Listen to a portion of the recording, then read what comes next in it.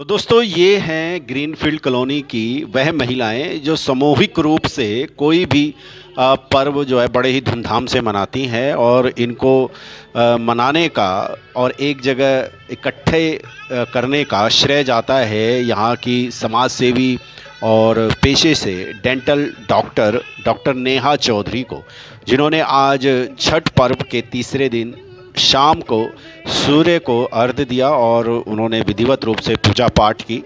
और आप देख सकते हैं इस शहीद भगत सिंह पार्क में जो है ग्रीनफील्ड कॉलोनी की तमाम महिलाएं एकत्रित हुई हैं और सभी का उद्देश्य ये है कि उनके परिवार में खुशी बनी रहे, खुशहाली बनी रहे। और यही सोच करके जो है डॉक्टर नेहा चौधरी ने भी अपने परिवार, अपने बच्चों की खुशहाली के लिए, उनकी लंबी उम्र के लिए और उनकी तरक्की के लिए जो है छठ मैया की पूजा अर्चना हर साल करती हैं, इस साल भी कर रही हैं।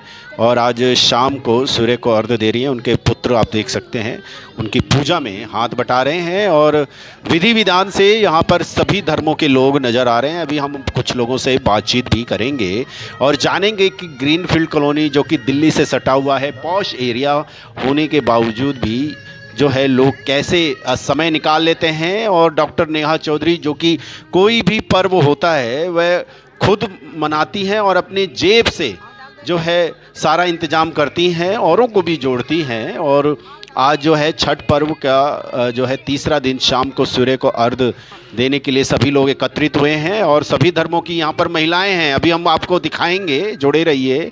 तो दोस्तों कहीं ना कहीं भारत का जो कल्चर है, भारत की जो संस्कृति है, हमें यही सिखाती है कि हमें सभी पर्व को बड़े ही धूमधाम से मनाना है, चाहे वह कोई सा भी हो। आप ये देख सकते हैं ये सिख समुदाय के जो है बच्चे हैं, ये भी छठ पूजा में जो है भाग ले रहे हैं। और ये भारतीय संस्कृति के जो पर्व हैं इसकी यही खुशहाली है, इसकी यही रौनक है कि जब ये पर्व, कोई भी पर्व हो, उसका एक अलग ही जो है एक रौनक देखने को मिलती है। और हर साल की तरह इस बार भी डॉक्टर नेहा चौधरी ने छठ पर्व रखा है।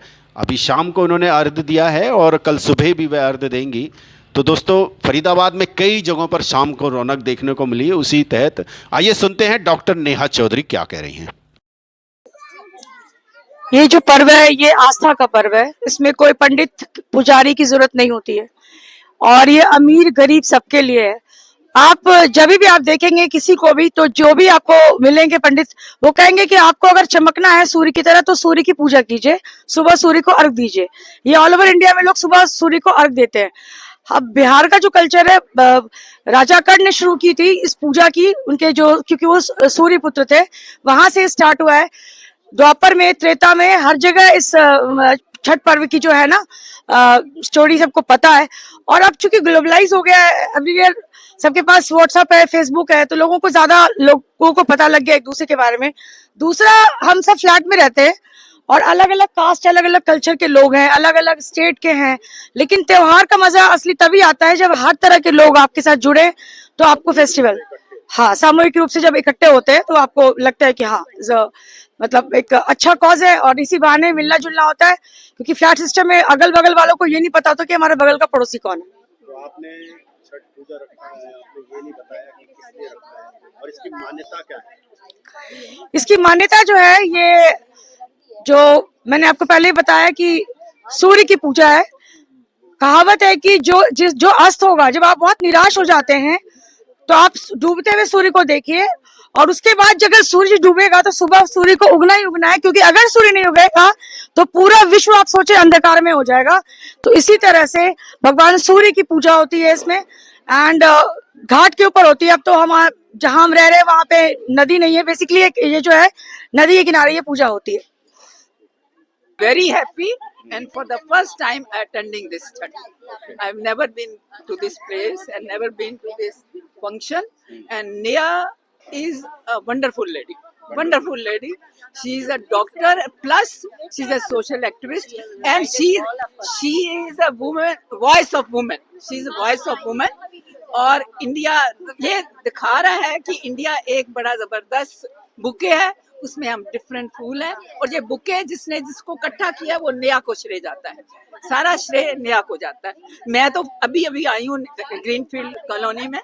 Recently I have come to here. एक पारिवारिक माहौल मिल रहा है। परिवार मतलब I was never been to be a Haryana. I never wanted to be in Haryana, but I have come here and I found this lady, wonderful lady. I have love for her. तो बहुत time से यहाँ नेहा से जुड़ी हुई हूँ और नेहा ने ही यहाँ सबको एक साथ जोड़ा है। हम लोग तो जब शुरू में आए थे तो बहुत बुरी हालत थी ग्रीन फील्ड की, देख के भी लगता था कि कहाँ आ गए हैं, लेकिन जब से नेहा से जुड़े नेहा ने सबको जोड़ा है। हर त्योहार बड़े धूमधाम से मनाती है, बहुत खुश होकर, और छठ तो बहुत ही उससे मनता है यहाँ पे। पिछले साल से मैं भी अटेंड कर रही हूँ छठ का पर्व, तो नेहा को तो सारा श्रेय जाता ही है। देखिए, मैं बार बार कहती हूँ कि आजकल लोग बहुत ज्यादा डिप्रेशन में चले जाते हैं, एंग्जाइटी हो जाती है बिकॉज न्यूक्लियर फैमिली।